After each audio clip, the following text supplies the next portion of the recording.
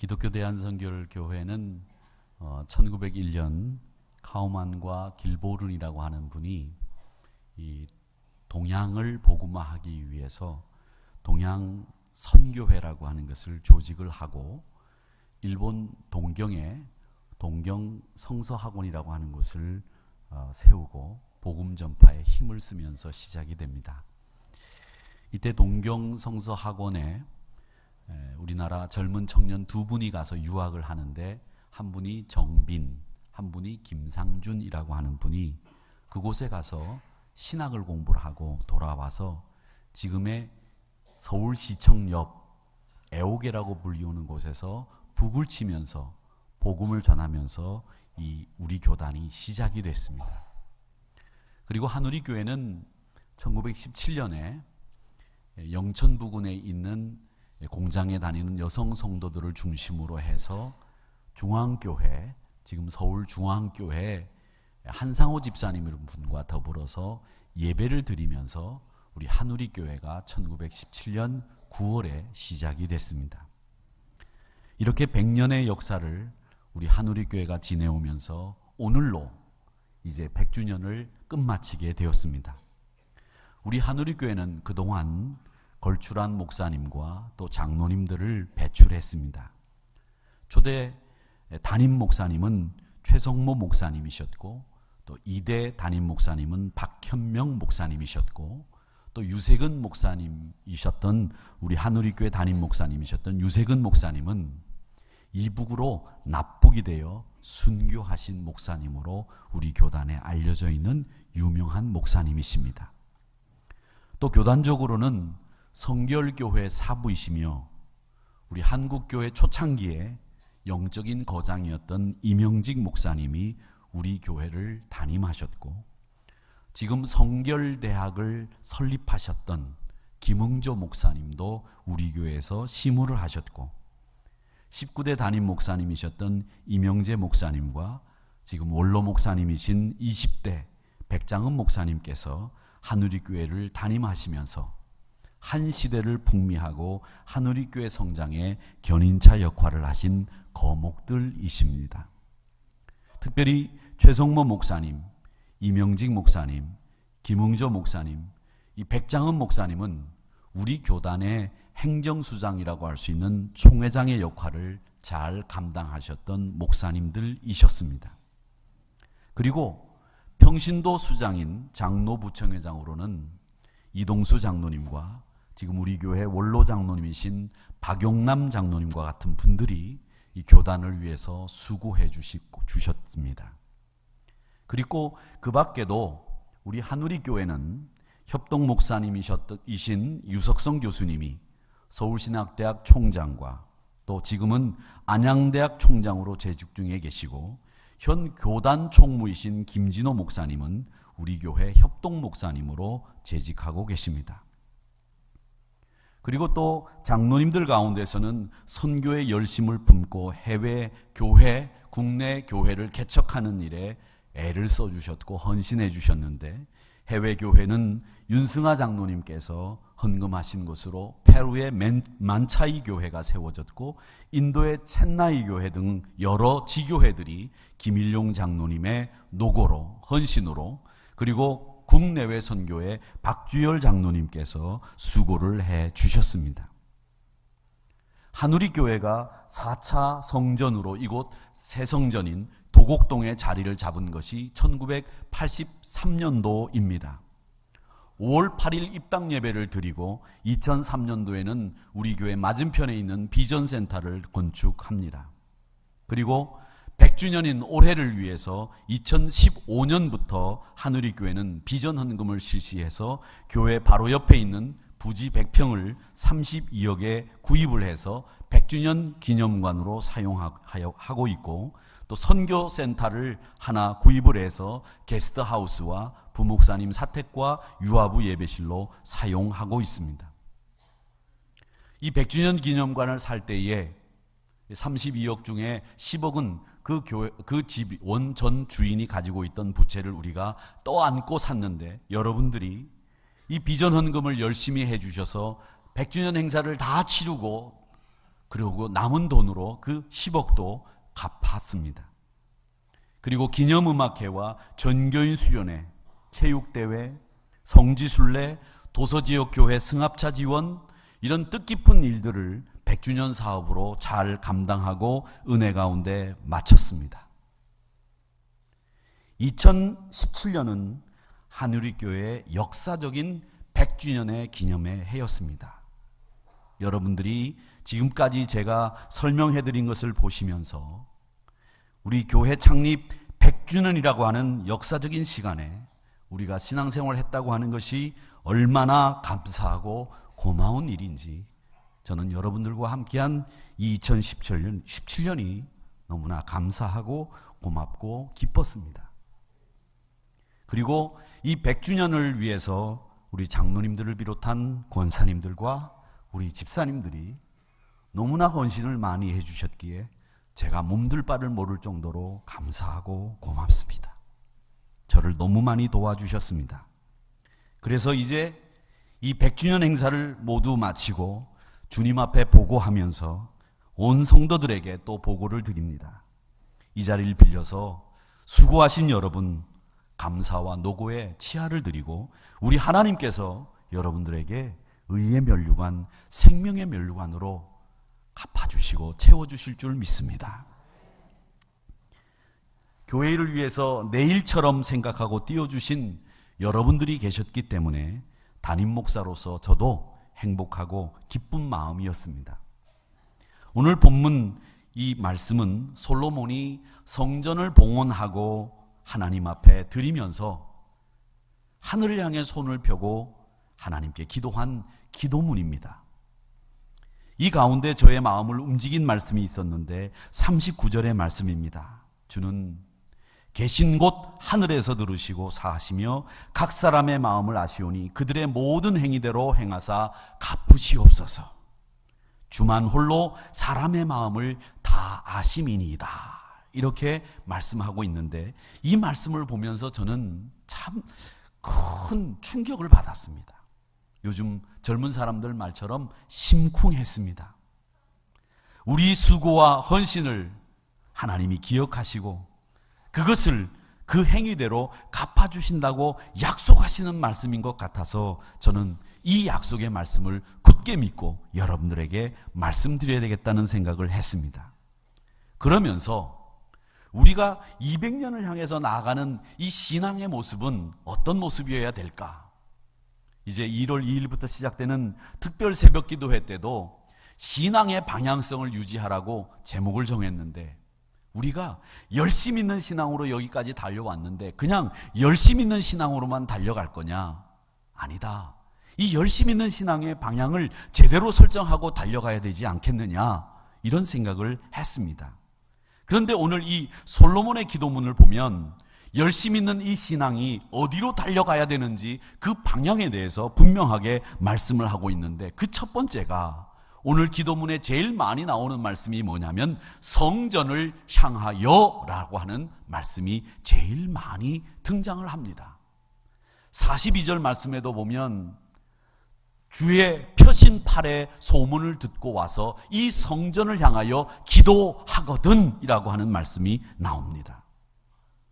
우리가 교회를 사랑하는 마음으로 기도할 때 응답의 기쁨이 있고 우리가 성전에 나와서 기도하는 것을 하나님이 제일 기뻐하십니다. 하나님을 감격 속에서 체험하고 성전을 사모하고 기도하는 일을 하나님이 가장 좋아하십니다. 그러기에 여러분 하늘이교회를 위해서 기도하신 기도의 말씀 하나하나가 버려지거나 공중에 흩어지는 일 없이 하나님이 가슴이 우리 인간처럼 있으시다면 저는 그걸 가슴에 담고 우리의 기도 응답을 이루시는 분이 우리 좋으신 하나님이라고 믿습니다. 오늘 우리는 솔로몬의 기도를 통해서 하늘이교회 100주년을 마감짓고 이제 2018년도 새해를 맞이하는 저희들이 어떻게 신앙생활을 해야 되느냐라고 하는 그 열심 있는 신앙의 방향을 정할 때 성전 중심의 신앙으로 방향을 설정하시라고 말씀드리고 싶습니다. 시편 65편 4절 말씀에 보면 주께서 택하시고 가까이 오게 하사 주의 뜰에 살게 하신 사람은 복이 있다.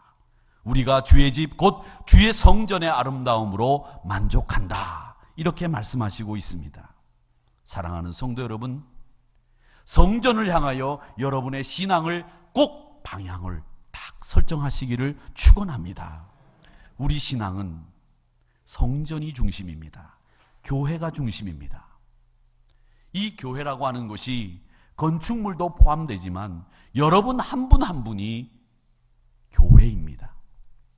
물론 우리 교회가 83년도에 지어지고 대대적으로 수리를 하고 리모델링을 해서 여러분들에게 편리함을 제공하려고 하지만 아직까지 공간도 협소하고 요즘 지은 교회와는 시설적으로 볼 때 물론 모자르고 부족하지만 여러분들이 다른 어떤 교회 신자들보다도 항상 신앙의 모범적이고 성전을 향해 있는 신앙의 주인공들이 된다면 우리 교회는 가장 한국에서도 아름답고 복되고 여러분들을 하나님이 기뻐하시는 교회가 될 줄로 저는 믿습니다. 그러기 위해서 여러분은 성전을 중심으로 믿음 생활하는 방향을 꼭 놓치지 마시기를 축원합니다. 그렇다고 하면 우리 성전 중심의 신앙은 무엇을 내게 물어야 되고 내 성전 중심의 신앙은 무엇이어야 되는가? 이걸 만약에 제 자신에게 묻는다면 저는 그 물음에 이런 생각을 해봤습니다. 하나님이 우리 한우리교회를 통해서 무엇을 하시기를 원하시는가? 이걸 날마다 목사부터 진지하게 물어보아야 된다고 생각합니다.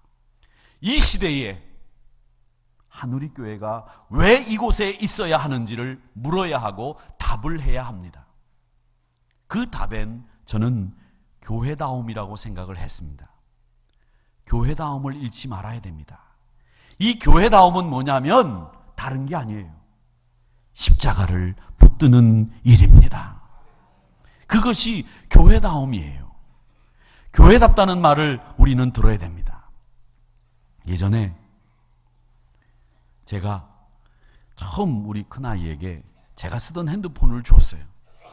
근데 그 핸드폰이 막 이제 요즘처럼 여러 가지 기능들을 담아서 나온 첫 번째 핸드폰이었습니다. 그런데 그 핸드폰이 구동하는 운영체계 자체가 지금의 운영체계하고 다른 안드로이드를 요즘에 쓰고 있는데 그때는 마이크로소프트사의 구동하는 OS를 썼습니다.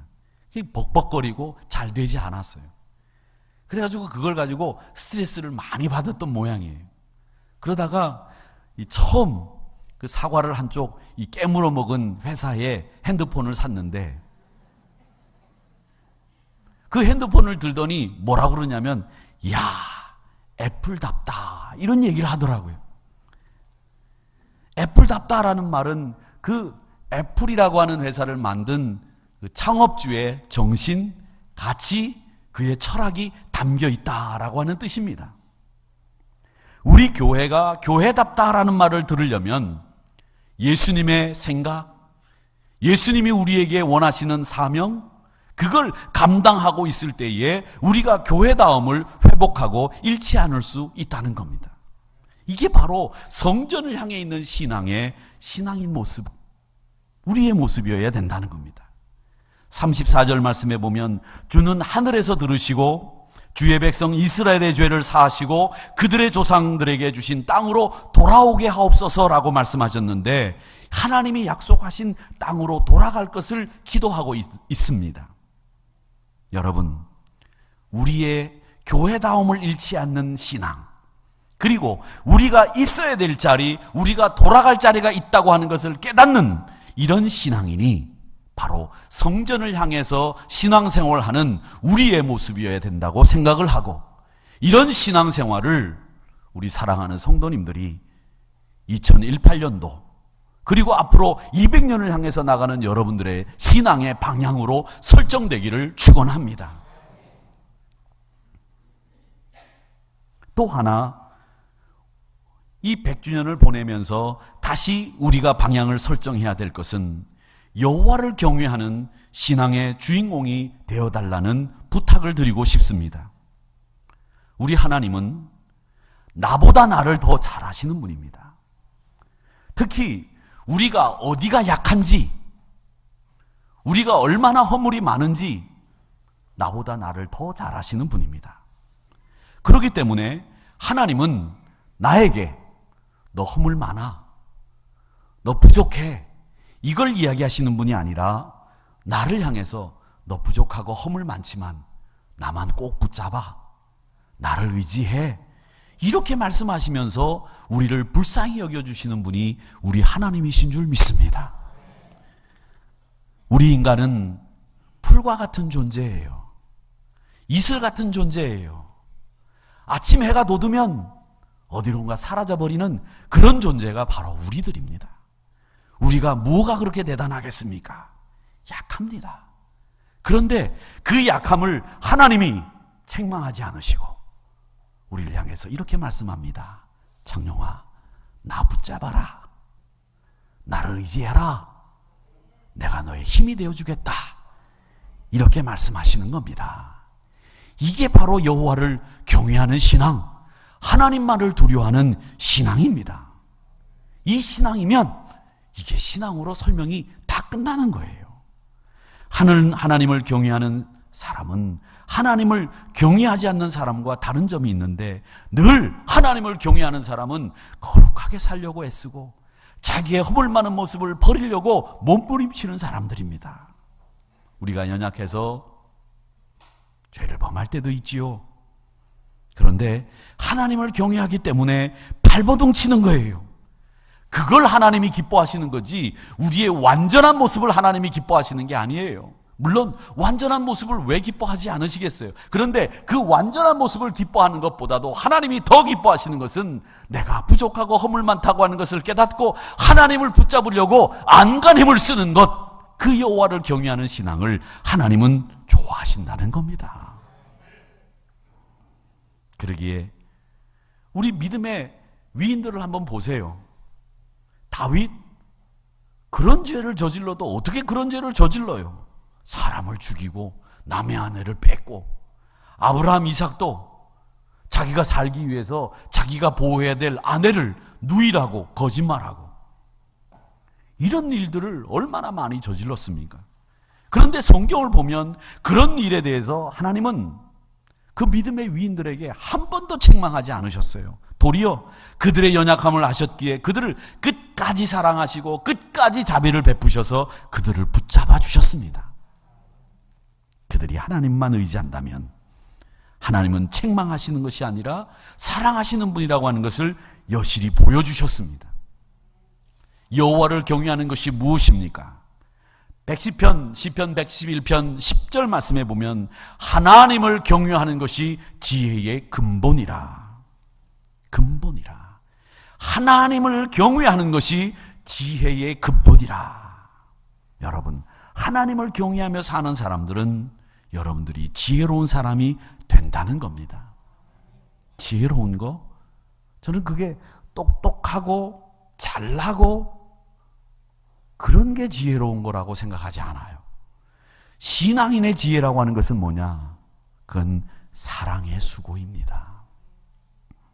어렵고 힘들고 나도 감당하기 어렵지만 내가 하나님을 경외하고 지혜 있는 사람이라면 기꺼이 나서서 주를 위해 사랑의 수고를 할 수 있는 사람, 그 사람이 지혜로운 사람입니다.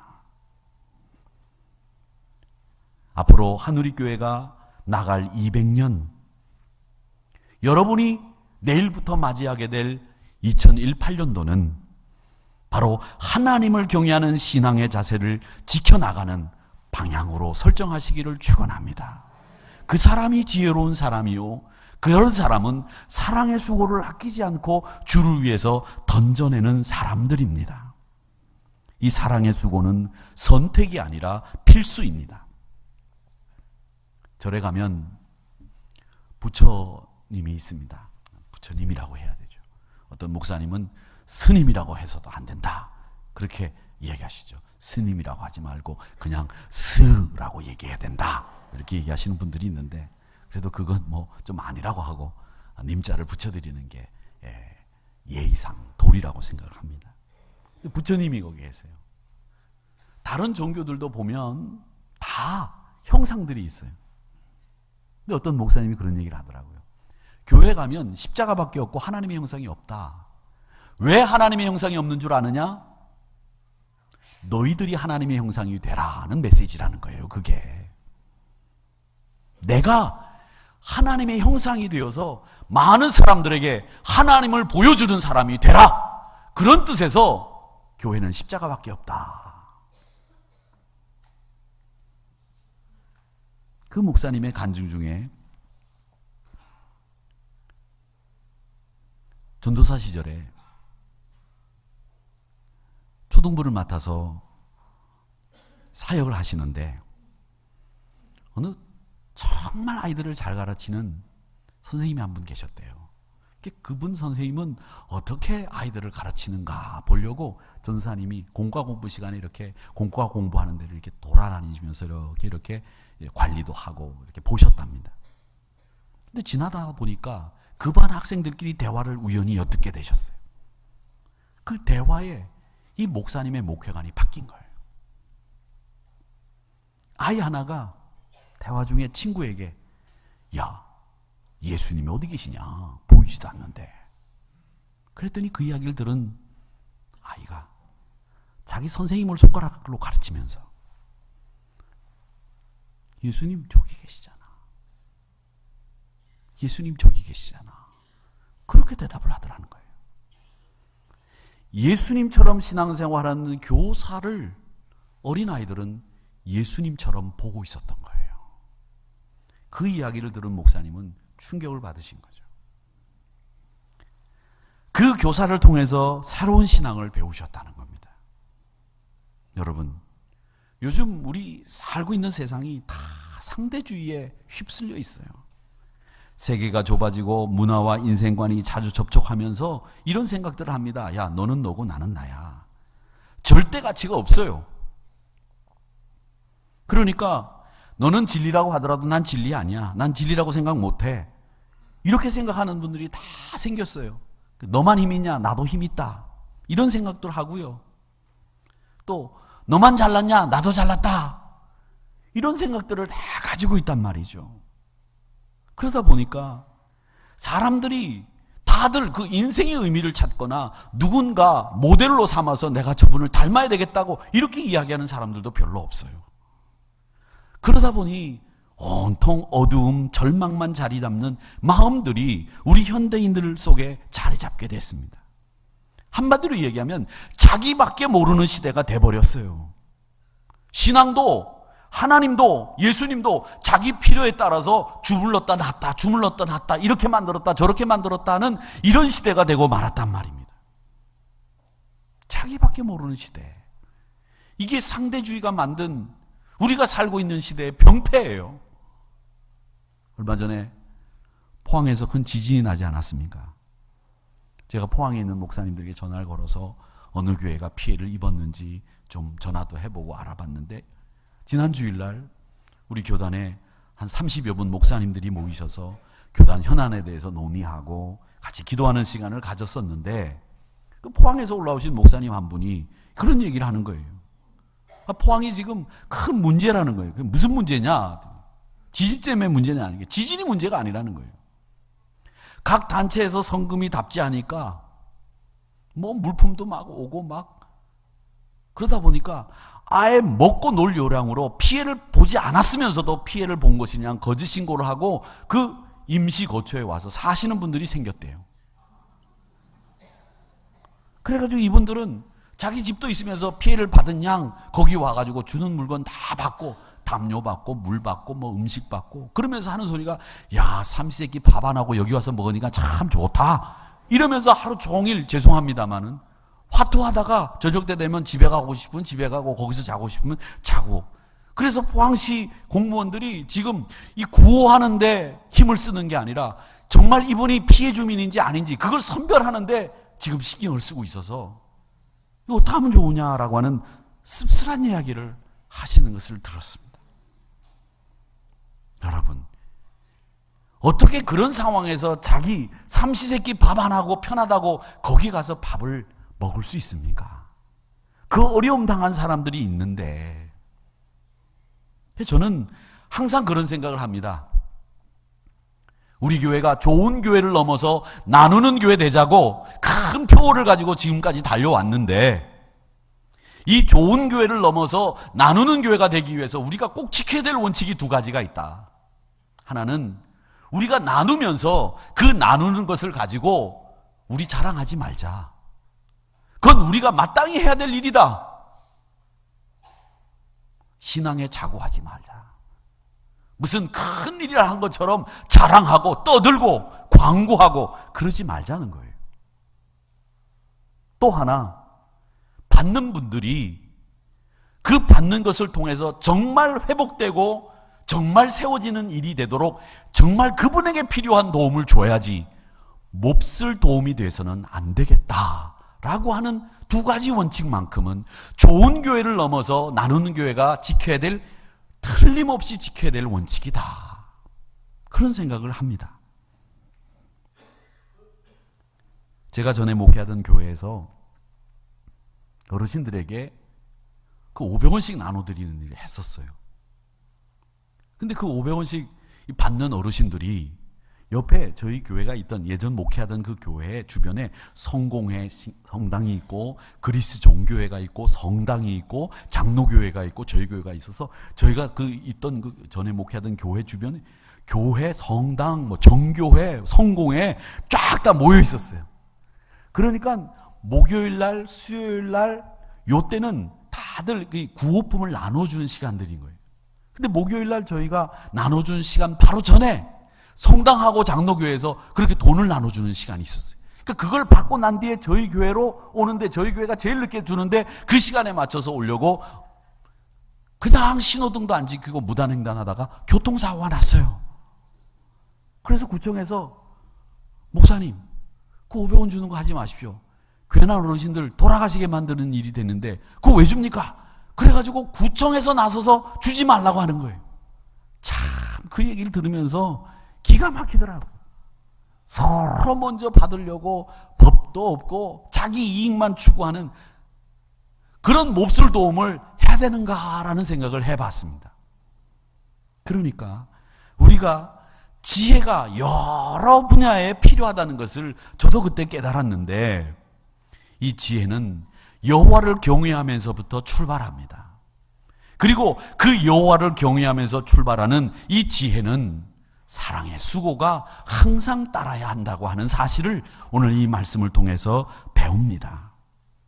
우리 사랑하는 성도 여러분, 2018년도 이제 내일부터 시작입니다.